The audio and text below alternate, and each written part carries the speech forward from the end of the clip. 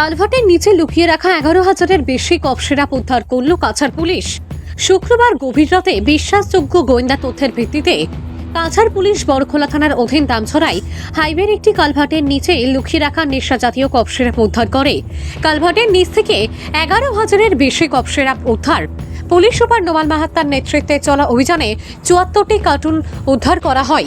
প্রতিটি বক্সে 150 বোতল এবং মোট 11,100 বোতল কোটাইন ভিত্তিক কফ সিরাপ ছিল। পুলিশ সূত্রে জানা যায়, কালো বাজারে মাদক দ্রব্যের মূল্য প্রায় 2 কোটি টাকা। এ বিষয়ে আরও তদন্ত চালাচ্ছে। জানে যে অসমৰ মাননীয় মুখ্যমন্ত্ৰী ডাঙৰীয়াই অসমখনক ড্ৰাগছ মুক্ত কৰিব বিচাৰিছে আৰু তাৰ কাৰণে আমাৰ কাছাৰ জিলাৰ আৰক্ষী প্ৰশাসনৰ ড্ৰাগছ বিৰোধী অভিযান বা নিচাযুক্ত সামগ্ৰীৰ বিৰুদ্ধে যি অভিযান আছে অব্যাহত আছে। আৰু যোৱাকালি আমি এটা বিশেষ সূত্ৰৰ পম খেদি আমি এটা অভিযান চলাইছিলোঁ আৰু এই অভিযানটো চলিছিলে বৰখলা থানাৰ অন্তৰ্গত দামচেৰা অঞ্চলত। নেশ্যনেল হাইৱে এটা ডাঙৰ যিটো ৰুট আছে, 4 লেনৰ ৰুট আছে, ৰুটৰ পাহাৰৰ তলত এটা কালভাৰ্টৰ তলত ভিতৰত তেওঁলোকে এটা গ্ৰুপে তাত তেওঁলোকৰ কিছুমান কফ চিৰাপ, নিচাযুক্ত সামগ্ৰী আৰু ড্ৰাগছ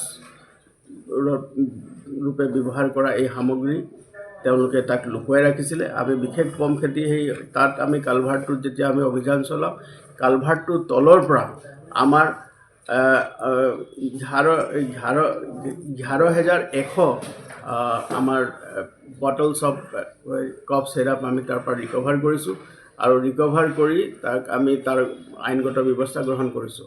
আৰু ইয়াৰ লগত যিটো ড্ৰাগছ বিৰোধী যিটো অভিযান আছিলে, ইতিমধ্যে ইয়াৰ যিজন কিংপিন যি ইয়াৰ লগত জড়িত হৈছে তাক ইতিমধ্যে আমি এৰেষ্ট কৰিছোঁ আৰু তেওঁ জেলৰ হাজতত আছে। আৰু তেওঁক আমি ফাৰ্ডাৰ যেতিয়া সোধপোছ কৰিছোঁ, এই ধৰণৰ তথ্য আমাৰ লগত ওলাই আছে। আৰু কিছু এনেকুৱা সামগ্ৰী, নিচাযুক্ত সামগ্ৰী তেওঁ দুই এঠাইত লুকুৱাই ৰাখিছে বুলি আমি গম পাইছোঁ। গতিকে আমাৰ এই অভিযান বৰ্তমানলৈকে চলি আছে আৰু এই দামচেৰা অঞ্চলত যি আমি বৃহৎ পৰিমাণৰ নিচাযুক্ত সামগ্ৰী আমি জব্দ কৰিবলৈ সক্ষম হ'লোঁ। এই বৃহৎ পৰিমাণৰ নিচাযুক্ত সামগ্ৰী চোৰাং বজাৰত ইয়াৰ বজাৰ মূল্য হ'ব প্ৰায় 2 কোটি টকা। গতিকে আমাৰ এই যি অভিযান আছে অব্যাহত আছে আৰু অহা দিনবিলাকতো এই ড্ৰাগছ বিৰোধী যি অভিযান আছে আমাৰ চলি থাকিব।